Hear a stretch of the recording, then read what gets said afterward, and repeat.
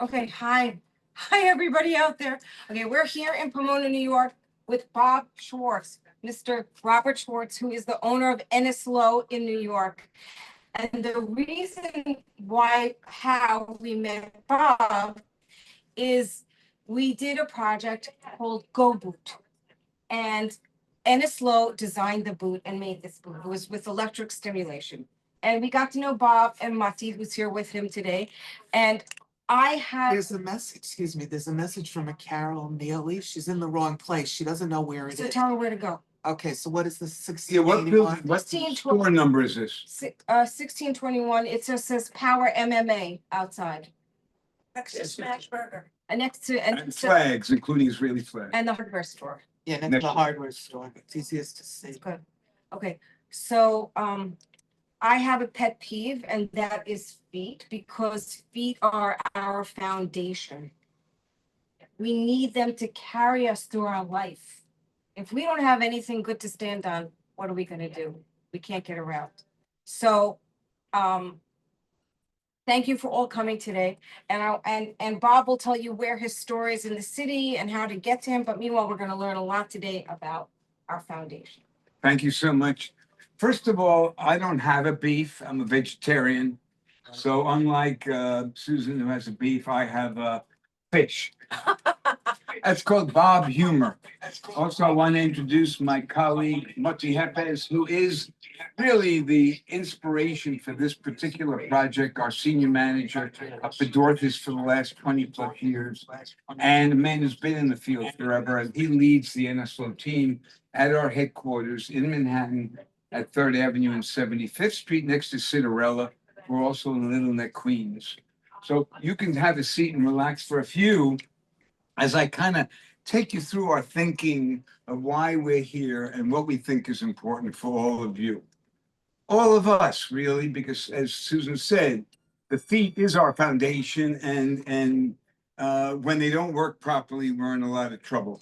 And we don't understand why or what or how or when or even who, and yet at the end of the day, all these things happen. So we do have a whole bunch of more people coming in. So we'll wait a minute or two. And dance. Ah, okay. Continue. We'll continue. I'll continue my dialogue and we'll get into the presentation. We also have gifts for everybody, little things, shoe polishing kits, shoe horns. We have a little discount flyer for you if you want to shop at Eneslow. Were you And we ever have on the some- Lower East Side? Sorry? Were you ever on the Lower East Side? Well, the Many years ago. the location of Eneslow has ranged from 23rd Street between 2nd and 3rd, 22nd Street at 6th Avenue, 21st Street and Broadway, 32nd Street and Park Avenue, 2nd Avenue and 79th Street, 3rd Avenue and I just 75th, where remember we are right talking now. about Eneslow, so when I saw the Brooklyn, name. we had stores, Bronx, we had stores, Long Island, we had stores, we had a total of 19 stores over the last 52 years of Bob's management of Eneslow. Right now, we're in Little Neck, right off the LIE on the south side, in the shopping center, mainly an Asian food shopping center, but we're there with a beautiful store, great team. And we're in Manhattan on the Upper East Side at 75th and 3rd. So why is this all relevant? Because as we age, and everybody here looks like you are aging rather than getting younger, sorry, especially Bob, and I'm even guessing I'm the oldest one here by maybe a lot, but it doesn't matter. But as we age, our feet are, the demand put on our feet is greater because first of all, we shrink. Gravity pulls us down. So this 5'9" guy is now maybe 5'7". With shoes off, I don't even know. Because that's what, but my feet, which were 8.5, are now 10. Because gravity is pulling everything down and the feet are accommodating. So most of us wear bigger shoes as we get older than we did when we were younger. And if we were athletic or other things, it's even more so. So what I'd like to do is kind of turn on the presentation. Do I do myself? You got it. So we're going to review the reason for our being here today. And since I have a mic on, I can kind of step back and look at what I'm doing. So these are the Eneslow storefront. You can see the Little Neck store on the right and the Manhattan store on the left. So if you walk to the store, oh, there it is. I recognize it. So, and we've been in business since 1909. The prior family that owned Eneslow was actually the Low family, Low. And it was Nat and Sol Low, N.S. Low. And then they opened a shoe department when Sol decided to separate, and they called that Eneslow, separate corporation, and that's Low, same. But one was the N period S, and the other. There is still an Eneslow surgical in Flushing. So that it still exists one little sliver, and there's still Eneslow footwear, our little sliver in Manhattan and Little Neck, Queens. So that's how that all came about. And then moving on, let's share what's next on the slide. Okay, so basically we know that feet and footwear is a complex relationship. We know that. Everybody here is lived long enough to know that when you put on some shoes, they don't feel good and other shoes feel great. And how do you navigate life with everyone that looks great and feels great at the same time, which is what our goal really is. Okay, so let's move on to the next slide. So I really feel this picture is why I want you all to think about what you're doing and why you're doing it. First of all, the picture on the top is not just about the little girl putting on her mommy's shoes that she finds in the closet. How many of you were that little girl? And how many of you have little girls who did the same thing? Not so many on that scale, not so many at all. Right, and me too.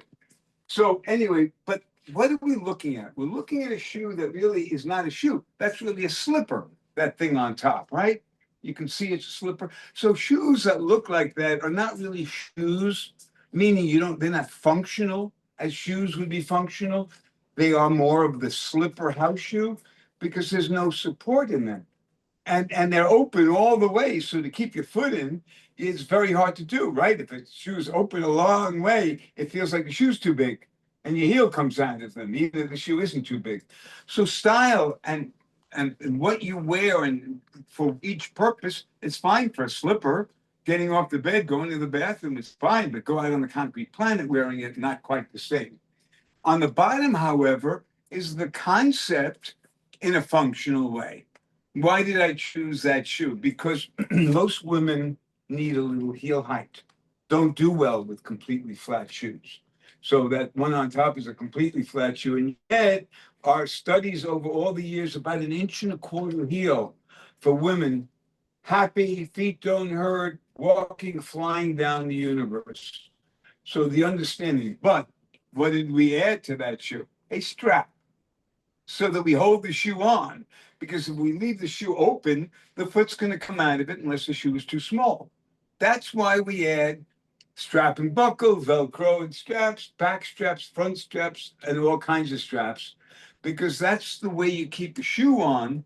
And why do we need to keep the shoe on? Because there are 18 muscles in the toes of each foot, 36 muscles that have to work like hands. But in the tight boxes called shoes, they can't work because they're being squeezed together like this. Look at your bunions, your hammer toes, and all the other things you have going on. Whereas if we hold the heel back so you don't slip out, now we can give the front enough room for the toes to actually work inside a shoe. So the idea of wearing shoes that have functional benefits is important as aesthetic benefits for those of us who want to walk for life rather than just sit or show off, which is fine. We all have an ego. We all want to look nice. We all have vanity. Some of us more than others, right? Some of us, our vanity is our waistline, right? Hey, my waistline's okay. I don't care about anything else. That means I'm not, eating so much sugar, which is my ultimate downfall. Okay, so that was those points. Moving on to the next slide. When we look at feet, we have to look at feet when they're walking. So when you look at someone's foot walking, you have to see them from in front, you have to see them from behind, and you have to see them from the side. to see how their body is functioning or not functioning. So that's just, that slide is kind of how we look at people's feet when we're studying them in our pedorthic involvement that we have. And that every one of these pictures shows something different. We see different when we see you from front, we see different when we see you from back, and from inside and outside, we see different. It shows both sides differently, and at the end of the day, it's really what we care about. I have the same chairs. They're at least 35 years old. From Costco, 1987, I think I got those. My Yes, daughter's thank you. graduation from high school, from college. Anyway, I can't help it. She said it's okay, I can stay being me, even though I'm coming here being for you. Next slide, please. All right, so we brought a form because one of our goals here is to get you to understand about your feet. And whether you have anybody with Parkinson's here, do we have any Parkinson's patients? We do. Whether you have Parkinson's or not, aging brings a lot of the same issues. So understand that the issues matter. So we have a form when we train our staff how to look at a shoe, look at a foot, and make decisions about how to help a person with shoes or orthotics, whatever modifications are necessary. We're going to have one form for each of you, and we're going to actually, I don't know how we're going to do it with shoes off. We're going to have to figure out the shoes on part of this equation. We may just look at the worn shoe pattern of each of you. We'll look at your shoes, even though we're not allowed to use them here. So we'll show you what your shoes tell us and tell you about comfort and fit and everything else, because your shoes will tell us the story. Footwear forensics, we call it. Okay, so we're going to get to that next. And the next slide is going to show us how feet look. So basically, you can see the top slide. Let me go to this slide. The top slide is the ankle rolling in and the heel rolling out. The middle slide looks pretty neutral. The leg and the foot are balanced to the ground, right? 90 degrees. And the bottom slide is with the toes in and all of those pathologies that result. So when we look at feet, the low arch, the middle arch, the high arch, how the bottom of the foot looks. We even brought a foot imprinter. If we have time and anyone wants, we can take a footprint and determine what kind of feet you have and what kind of help you need for your feet. So that's all in this review. And of course, at the end of the day, we want to look at you with shoes on and with shoes off, not just one way or the other, but both. Moish, thanks. So this is really just the list of what we're expecting to see. The difference between the two sides, right? The foot disorder and the footwear, how they relate to each other. And these various things about how your footwear affects your life and how your future footwear would affect your life, and then a follow-up plan. You did this, what do you expect to have happen, and et cetera. That's the pedorthic model. If you came to us or any good pedorthic facility, you should get that experience. Has anyone ever been to a pedorthic facility? Has anyone ever heard of the word pedorthic or pedorthist? What's that word?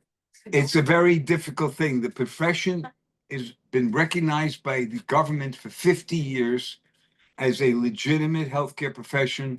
And as you all see, no one's ever heard of us. I heard of us, but my feet hurt, so I've had to go into this field. And so has my generations before, and probably since, that we are all orthopedic. I always say I'm not going to die from my orthopedic diseases. That's the good news. Okay, moving on to the next point. And now we look at shoes. We'll look at your shoes. What do we see when we look at shoes? We see shoes already collapsing, rolling in, rolling out. We see toes sticking out of shoes. We see the sole pattern not worn the way we would like it to be worn. All of these things are in the clues, what we call footwear forensics, and we will share that with you after we do this. More patterns of wear, looking at the shoe from the back. Look how that shoe on the top is rolled in. Look how the other one's rolled out. You can see these things. You may not The words I use may not match the way you're seeing them, so I'm giving you the words to go. But the pictures are pretty clear. If the shoe's on that angle and the foot's supposed to be on that angle and the shoe's supposed to be on that angle, you got trouble. That's all. You don't need much more than that. You just got to need to know why, what, how, and how to get out of it.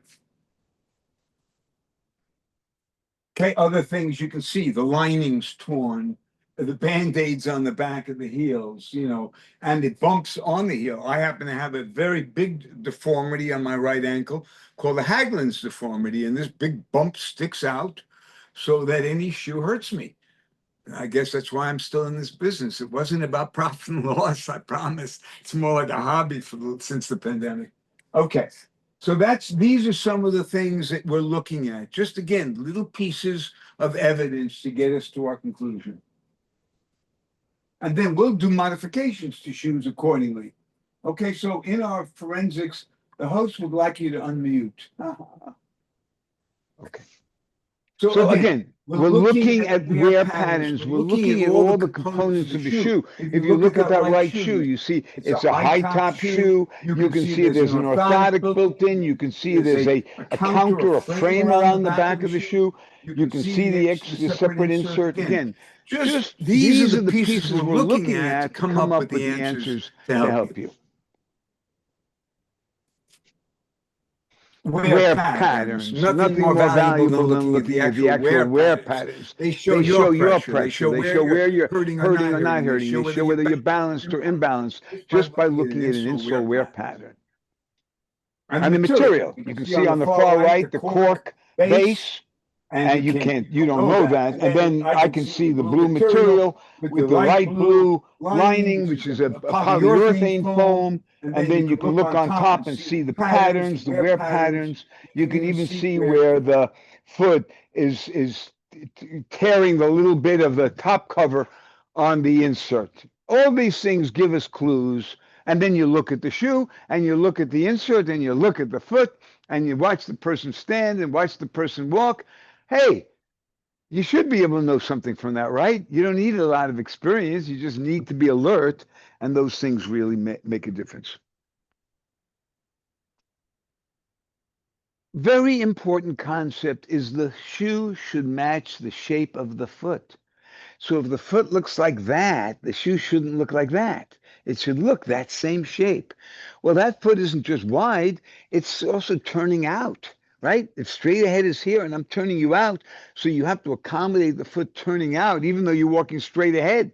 So the sole may need to be modified. So even with your foot this way, we're going to have you walking forward instead of off to the side, because as you can tell, this foot wants to go off to the side.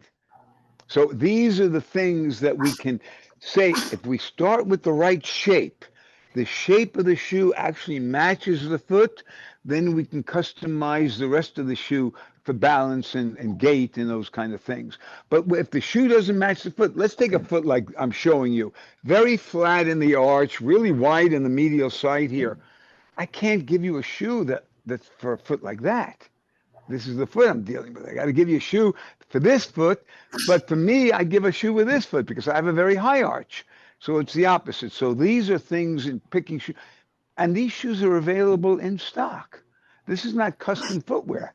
This is go buy a Hoka, buy a New Balance, buy a whatever brand, but the right one for your feet, because the people who are fitting you have the expertise to know which shoe is best for you. Again, goals: improve gait, relieve pain, all the simple goals that we have in life. Comfort is probably the easiest word to use, but comfort over time, not just for a moment. This is the last, L-A-S-T. It's the form over which a shoe is made. Every shoe is made on a last. This is an out-flare last shoe for an out-flare last foot. This is an in-flare last shoe for so you follow me when we talk about last, we're talking about how a shoe is made, and then we talk about how it matches a foot. So for a flattened foot, we want a flattened last, not a high arch last. For example, if you went to New Balance, you would find the 1540 and the 928, and Brooks would be the Ghost Max. These brands, we would say, hey, for this foot, we know what to do. And then for this foot, we need the 990 from New Balance and this and this and this. That's all how we go about the strategy. And then you need the widths and sizes, which we carry. And when none of it fits, you got to go custom. But even there, we will customize first. We'll take a ready-made shoe, we'll split it open, we'll make it with a new last so it matches the shape of the foot. And instead of it costing multiple $1,000s, it may cost up to $1,000. Not inexpensive, very labor intensive, but very successful. So this was an interesting slide I never take out because I always think it has great value. If you look at these 2 feet, they're both the same length. You see that straight horizontal line? Both of them are the same length, for heel to toe. But if you look at the next horizontal line below it, you'll see that one foot, that first horizontal line, is closer to the toes than the other foot. And that's because even if 2 people have the same size foot, the arch length, where the first metatarsal is, may be longer in one and shorter in the other. That's going to affect shoe fit. So we're looking at that level of detail as well. And the best way, thanks, Mati, is to the measuring device. You see, the measuring device not only gives you heel to toe, but this knob sits across from the first metatarsal, and it tells us the length of the arch. So if you're a 9 foot, but a 10 arch, you know, what size shoe do you need? Well, you might need a 9, you might need a 9.5, you might need a 10. But you might need a size 10 orthotic device in a size 9 shoe may also be fine. It's, again, the art and science work in harmony. More of the same. If you look at this slide, you'll see that the toe is not hitting the front of the shoe. We like at least 1/4 of an inch toe room from the end of the longest toe to the end of the shoe because feet need to elongate, toes need to work. All those muscles are not working in a tight box. So having enough room, that's why you also need a good snug heel fitting so your feet can move without coming out of the shoe. Otherwise, it's hard to stay in the shoe. And we have the measuring devices, which we brought. We have the footwear forensics form, which includes this, so you can use it. And again, our goal is to find the optimum fitting for each person. Again, Jay, you can see it. We'll do it live, so we don't need to focus on this. Also, that particular slide doesn't have the button where it belongs, which I didn't notice until right now. All right, let's move to the next slide. Again, shoe size versus foot size. Depends on the shoe, depends on the foot. Very flexible foot, maybe needing a longer size, but then they need maybe a narrower fitting to snug and hold. Whereas a high arch, rigid type foot probably can fit a little closer because it's not going through a long range of motion. So, but at least 1/4 of an inch, at least 1/4 of an inch. Check shoe fit. Check shoe fit. Very simple. You check the toes, you check the first metatarsal, you feel the upper to make sure it feels right, and we'll do that with you guys. And it's simple, but of course it's simple when you do it for 1,000 years. You know, I'm doing it for 2,000. He's only doing it for 1,500. I'm 52 years in this company. How long are you doing footwear? No, 22 Eneslow, 40. But when I was 14, I went to work at Miles Shoes in Forest Hills. So that's 70 years ago exactly. But hey, I'm still here telling the story. God has blessed me. Okay, so in the Baruch Hashem conversation, if you don't mind, this back of the heel fitting, this is where we really get stuck about heel slipping and now the shoe is too big and all those things. No, we need to put the right last, the right size, and have enough toe room so at least the pencil does fit in the back if you put the foot forward. We don't do it that way, really. We hold the foot back, but you want that 1/4 of an inch like the pencil. Shoes too short, it's bunions, hammer toes, arch is not working, plantar fasciitis, heel spurs, Achilles tendon. Every foot problem happens with short shoes because the feet don't work the way they're supposed to work. And so short shoes can cause heel problems, not just forefoot problems. And we love ready-made orthotic devices that have shock absorbency as well as motion control. They're available anywhere from, I would say, $25 to $100 off the shelf. Most of them probably going to be in the 65 to 75 range in terms of everything you could possibly need for almost every problem to fit into the right shoes. So it's a wonderful part of our business forever. This is the family heritage. My family wasn't Eneslow. My family was a company called Apex, now called Atrex. Paul Schwartz, my dad, and his brother Charles Schwartz started that company in 1946 after leaving their uncle, Mr. Hershkovitz, who owned Hershko Arch Labs, still in business. And they opened up Apex, now Atrex. And so that insert was in the archives. When I arrived, my brother was already in the business, my twin brother, and he found these shells back buried. And the shells were what we were doing custom at Eneslow. We were customizing ready-made devices and cementing them in the shoe at Eneslow, and they all looked like this kind of a design, not the one you're looking at, but the arch definition. And we said, hey, look, you got a shell. It's, we can get a patent on it. There's nobody else. It's a unique design, et cetera, et cetera. And in 1970 something, we launched this product category, and it's now multi-million pairs that my brother and his sons own and run. I got the short end of the stick, but this is life. Foot aids, great products for the feet. Toe separators, hammer toe shields, callus cushions, toe crests. All these little devices are little baby miracles that change from pain to pain-free. So we've got them in our store. Everything's available online, but I'm more talking about the skills to help and solve. And they're just a wonderful series of them.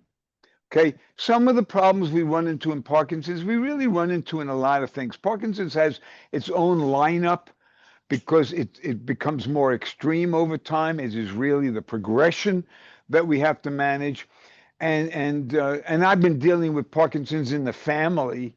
My twin brother's father-in-law was Parkinson's for many, many years, started early. Cornell Kappa, the famous Kappas of International Center of Photography. He had Parkinson's, my cousin, who was also my patient and family member. So we did see always some of this, not like we see today. Today it's a much greater disease or disorder with more consequences that we know about because many more people. But the idea of a high top, for most of us who need more stability and support, or just need the ankle to be perceived as part of the body. We call it proprioception. Proprioception is the conversation between the brain and parts of the body, particularly the ankle and foot in this case. When you have neuropathy, anybody with limited sensation, any neuropathic problems, you're not feeling everything, it's not telling you the story.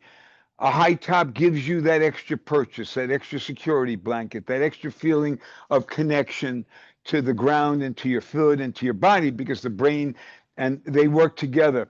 Another thing that's very good, although very hard for a lot of people, are the compression stockings because at that ankle brachial where the pump for the heart is down there is also where it's a major proprioceptive conversation piece with the brain. So those of you who can wear compression hose are good for everybody. It's just a question of, can you put them on and take them off and all that stuff? And I do it every day, so I know it's work. It's work. But here's the rule from '84.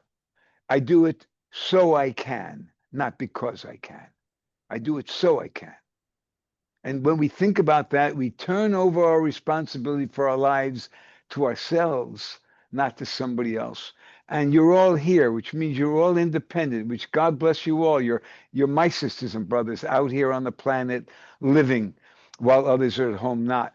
I do it so I can. Make every decision so I can rather than because I can, because that gives you each day.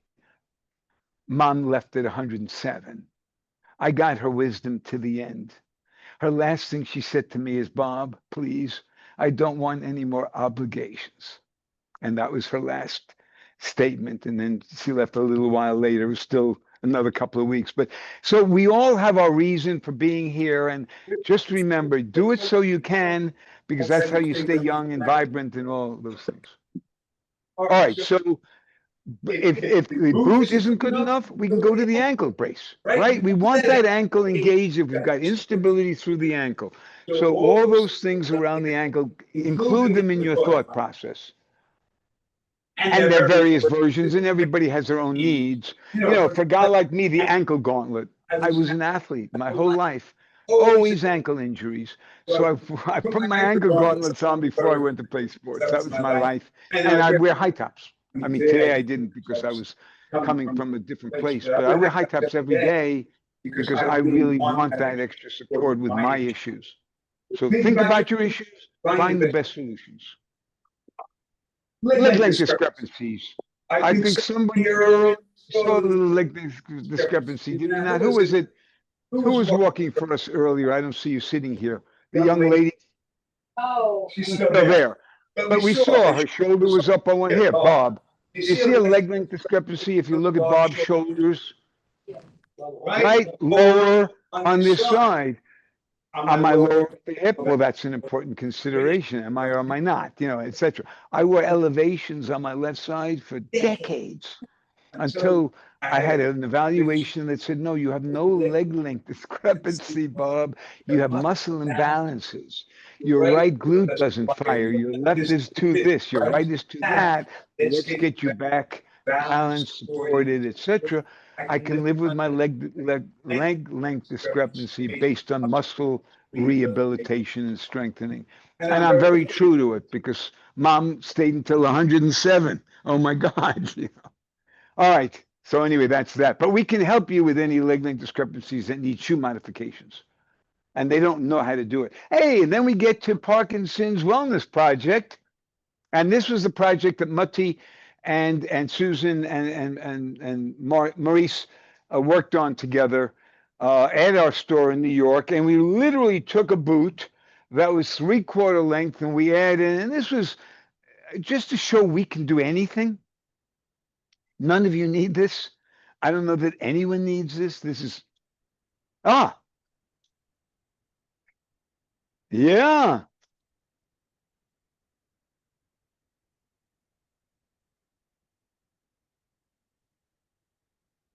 But that was the technology. It didn't mean you needed a boot to go all the way to the, and that's all I meant about not needing the boot all the way up to the knee.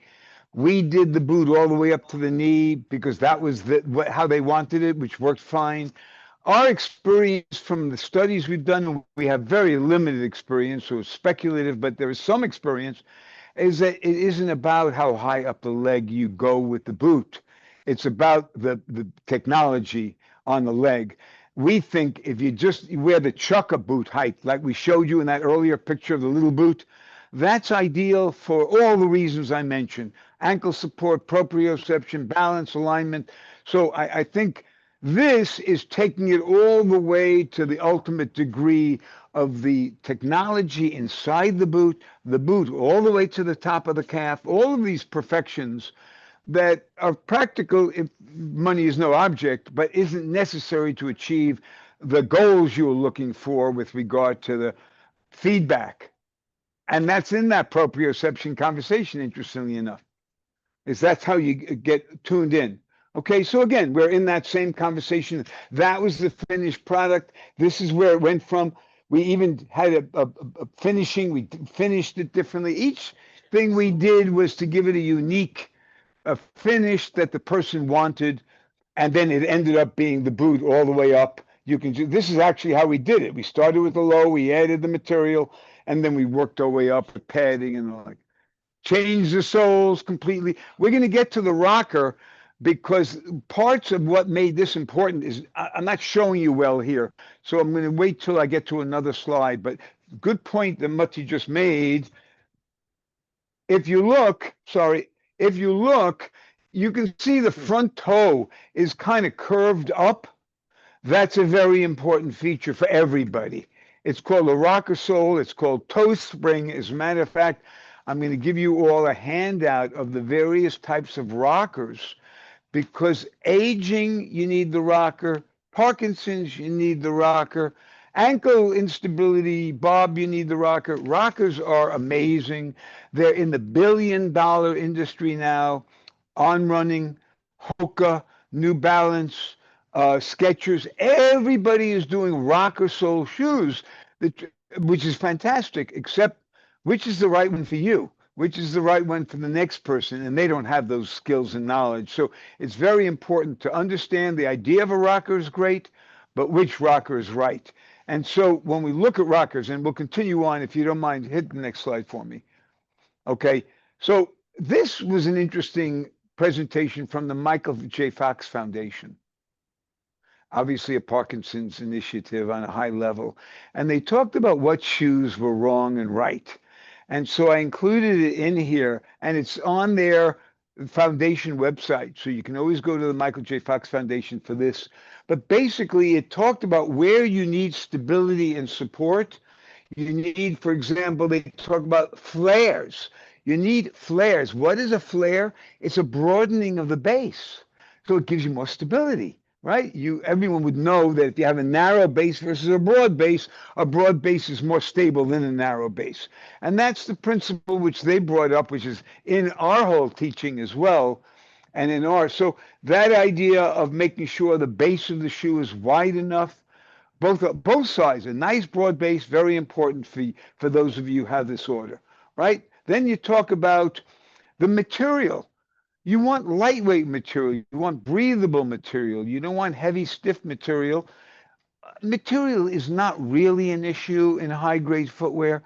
All of them are really doing a good job. All the brands of high-grade comfort shoes, in their high-grade comfort shoes, are using good materials. I don't see that as a problem. It's in their cheap stuff that you get the allergies and the chemicals. A lot of things coming from some of the countries are not safe and healthy. And then, fine, leave it right there. So the idea of hiking, again, more stability support version rather than a canvas sneaker, although any over the ankle is better than any non over the ankle.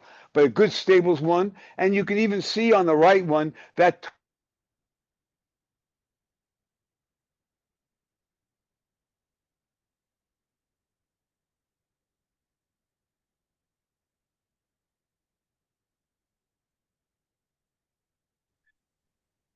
thank you.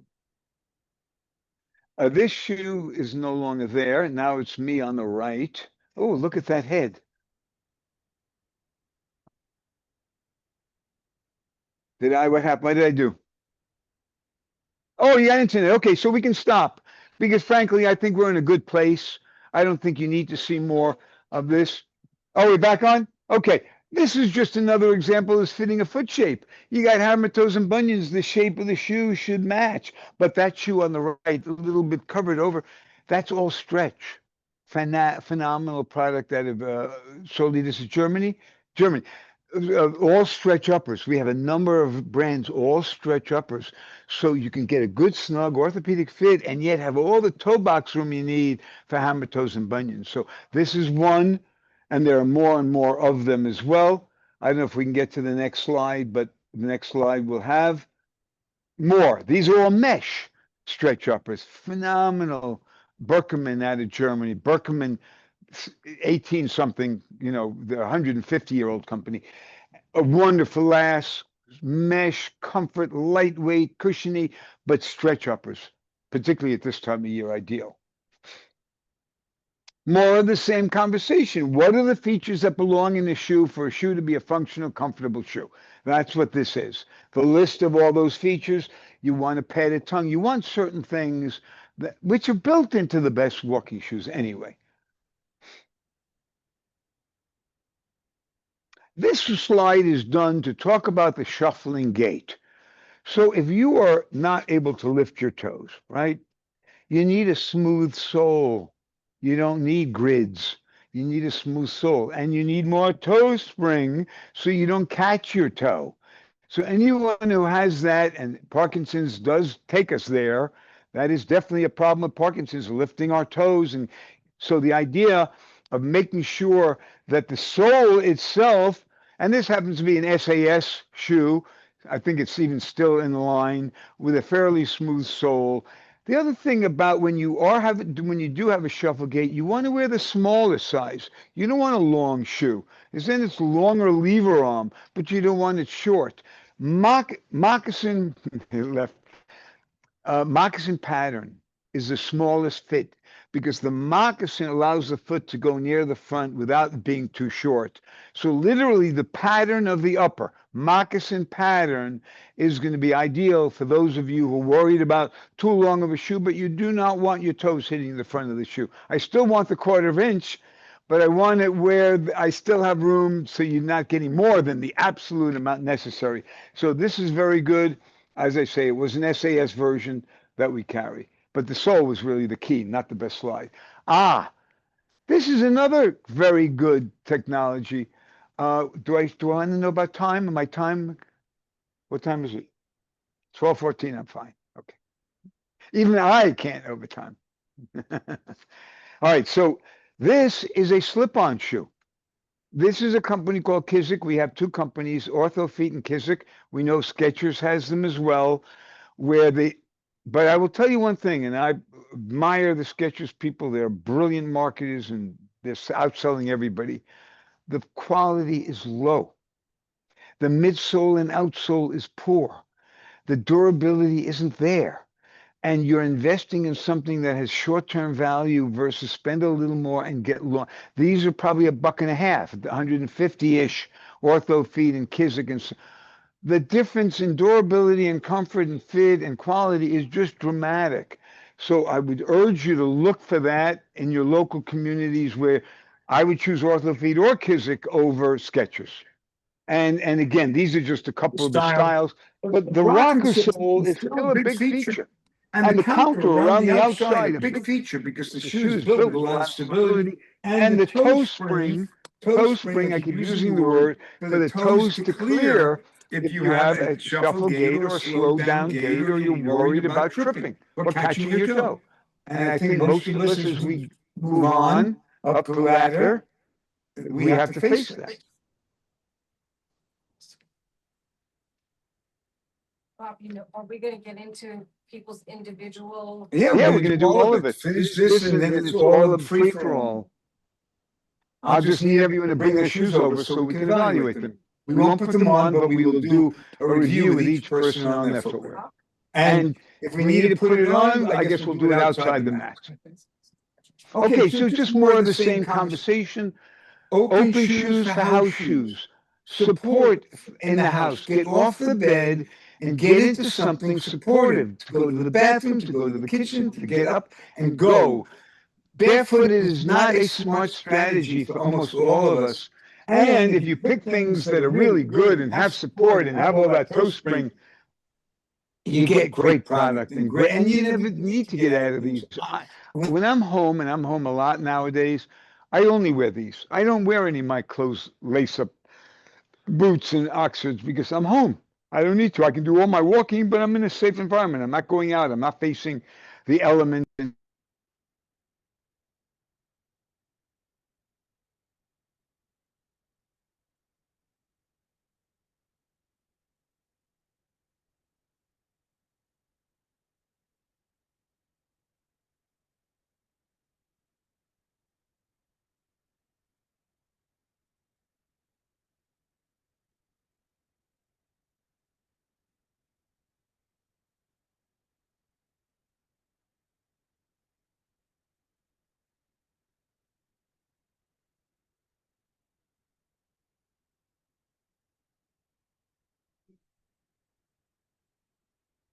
Lift our toes in our ankles. I'd like to add things like that. also, the person that's Alan. on board, Alan, when we first met him, I put him in one of those shoes. Yeah. And instead of just like walking slow, he started walking, Yeah. He was like- loved it. sprinting. Right. So he loved it. And that was the inspiration to make the boot from that. And that is the story. And that is why we're still in business. That is the whole thing.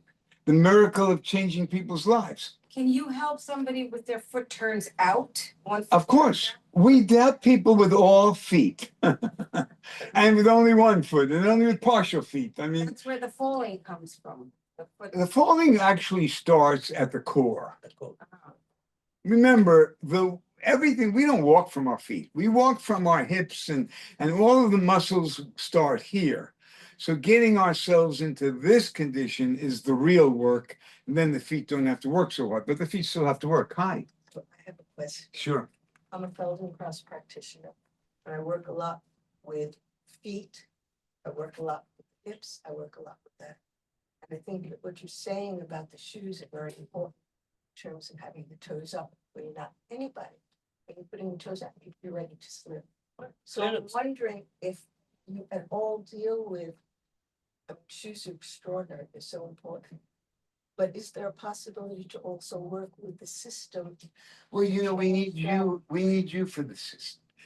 We can guide the system, but we are not actually in that business where you're gonna come into our back room and we're gonna have a Feldenkrais conversation and process of training. We try to do it in our limited way. You can see what I'm do it in telling an you. excellent way. Right. So even though I can get somebody to be moving in their ankle, Right. or lifting the toes or separating the toes, Right. if they put on a shoe that is not effective, they're back into their old pattern. Exactly. So, We're gonna go to Bob. That's why. Yeah, we're gonna go to Bob or the equivalent Bob's, so yeah. that's You know, why yeah. it's so important Thank you. to have a good shoe, no matter how much you can change your body. If you're not using the right shoe, it's not going to reinforce the patterns that you have. Exactly. Great points. Thank you. I have two questions from the student. Yeah. people. One is when you have very thick calluses, they keep coming back. What do you? Well, thick calluses is a sign of too much pressure and shear. Shear is actually what goes on between the bones and the skin. So if you touch a spot, the skin is here, the bone underneath it, there's a shearing going on between the two. And then there's the friction between the foot and the shoe, the insole, whatever. That's just repetitive stress going on forever. How do you get rid of that? By changing the forces. Right. And that's looking at the wear patterns of the shoes, we'll do that with all of you today. You'll get a sense of your own feet. And so we'll be able to show you that. But at the end of the day, we can look at the shoe, we can look at the foot, we can say, how do we redistribute the forces so it's no longer the heavy callousing? Now, I would still trim calluses. I was still using, I'd be trimming my calluses. I got toe issues. I keep my toes every week. I'm working my toes. And by the way, I do it myself so I can, because it's hard work getting down there and getting all the angles. I do it so I can. And my twin brother says to me, of course I can do it. I just do this and that. I said, oh, I'm glad you reminded me, because I hadn't put my foot up in that position, because so I can is really what it is. But all of the shoe modifications are designed to do whatever is going on. You have calluses as a reason. We're gonna solve it as best we can. So here's another question. Somebody with dystonia. Do you have experience with working with people with? Well, dystonia is a different issue because it's caused not by the feet. It's a problem that manifests at the feet. You know, everything is up to a certain level. For example, if you have a foot that's locked in this position and it's, you know, bony in it, it's not going to become this foot. On the other hand, if it's all based on arthritides in the early stages where there's still motion, hey, you can get things back. It depends how long you wait. Most girls' foot problems start as adolescents. They're in childhood. The body types, the wider hips, the narrower knees, all of these things should be identified and dealt with when you're 5, when you're 7, when you're 9, and when you're 11. None of them are being identified until you're 40 and you have a bunion and a hammer toe and metatarsalgia and plantar fasciitis. So everything is just about, but all of the other medical problems are the same anyway. They're all about how you lived your life up to a certain point and when you decided to do something about it. And then how far along are you at the time? But it's, you know, again, in this audience, I can say, you know, Baruch Hashem, at the end of the day, it's in God's hands. We just do the best we can. And I think if we approach it that way, we accept. But I would say, since God's inside of each of us, no doubt in my mind about that, keep looking inside for the answers. Trust your own intuition and inner judgment. You'll make mistakes, but I think you're the best person to trust about yourself, really deeply. I'm not talking superficially now about eat the candy or don't eat the candy. I'm talking about eat the candy or don't eat the candy, you know, in your life, around your life, bigger. Anyway, we're almost done. I think there may be again, more rocker sole shoes I wanted to show you. There's a high top rocker. So they're in the shelf in stock in the stores. So these are all viable, wonderful products. High toe boxes and all that. High toe box, this is another one, a little lighter weight called On Running. Again, but the toe spring is critical because otherwise they look like you might catch them because of all those pods. But the toe spring makes it better. And then don't buy anything with heavy grids on the bottom. Don't buy boots and shoes that have all these things. You're going to catch your foot. You know, again, be the student of your own subject rather than the doctor said. But again, you're talking about proselytizers on his own list. So I apologize for being me. Yes, It's a good walking shoe. great, great walking shoe. Lightweight. Again, if you have wide feet, they don't make the best wides. Hoka, New Balance, and Brooks make the best wides. But in a medium fitting, lovely, lightweight, and all of these are going to be under $200, between $100 and $200 shoes. Get off the bed and get into something that has support.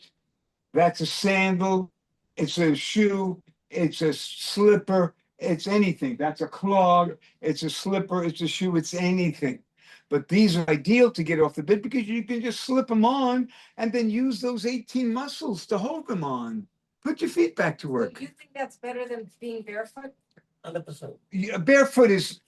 Barefoot on this is fine because it's going to give way, but barefoot on a hard surface, you're giving way. Besides which, if your feet are not perfect, put them into something that makes them more perfect. These make feet more perfect. More of the same, inexpensive UFOs. It's a sandal with a rocker built into it. I never thought I could wear a thong before. I've been wearing these and very comfortable. They made a really good thong that doesn't bother me. But they do them also with the regular kind of sandal, but very good. Socks, important. If you're size 10 foot, don't wear a medium sock, wear a large sock. Make sure there's enough toe room. Think about the support of a sock. I'm a compression sock guy. I have toe socks, which means each finger has its own, which I love, and I have compression. Those are my two sock categories. And so I recommend it that way. There are a lot of great socks out there, but socks are important. If your shoes are too tight, wear a thinner sock. If your shoes are too big, wear a thicker sock. Use socks to get better fitting, to manage yourself, because you don't want tight shoes, really. It's more of a problem. Herman is the guy who did all the work with Mutti and one of our other gentlemen, Arthur, on our work in our shop, which is right in the basement of our store at 3rd Avenue and 75th Street. So I want to complete this with some Bob things. I can't help it. You got me. I got you now, right? So Bob came from a history of great phrases. My mother would say, no bump on a log, get out and play sports, you don't belong inside. She had lists of them, right? So I built my own list. So the first thing is an Eneslow list. Treat your feet like you'll have them for a lifetime. Treat them like you'll have them for a lifetime. Don't abuse them. You need them to take you through the end. They're the only things that are going to take you through, so treat them that way. Comfort is always in fashion. At least at Eneslow, we want it to be for you as well. Happy feet make people happy. That's our logo in all of our marketing and advertising. Do unto others as they would have you do unto them. Now, the golden rule, do unto others as you would have them do unto you. Set the standard for others the way you want to be treated. No, the platinum rule says it doesn't matter how you want to be treated. It matters how they want to be treated. Treat them the way they want to be treated. Don't come from your standard, come from their standard. You know, when you take care of people all day, every day for generations, decades at least, I consider myself 2 generations now since my next generation didn't come. I'm still waiting for the grandkids. But at the end of the day, if you just know that they make the difference. They came to you for the help they were looking for. Find out where they're coming from before you try to bring them where you are. So that's my platinum rule. Again, we try to learn by teaching. So that's how I do this. As above, so below. I work for Playtex, The women know Playtex, the men may or not. I was in the bra business, the girdle business. I launched Playtex deodorant tampons. I created a bra called No Visible Means of Support. Those of you may have been around long enough to know all these things back in the 70s and 60s when I worked there. But they had a great phrase, two great phrases. One is as above, so below. Therefore, management, or we could say the fish stinks from the head. So as above, so below. You don't get it done, don't expect them to get it done. So that one. And the other one is people do what you inspect. And then I added, not what you expect. People do what you inspect. Again, more business, but I think in everything in life. And Eneslow, family-owned business since 1909.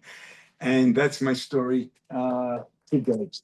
So thank you so much. If everyone wants to go get your shoes and bring them over, and I think we'll kind of maybe paint the room into a little bit of a circle so we can kind of work with you around you, and we'll look at your shoes.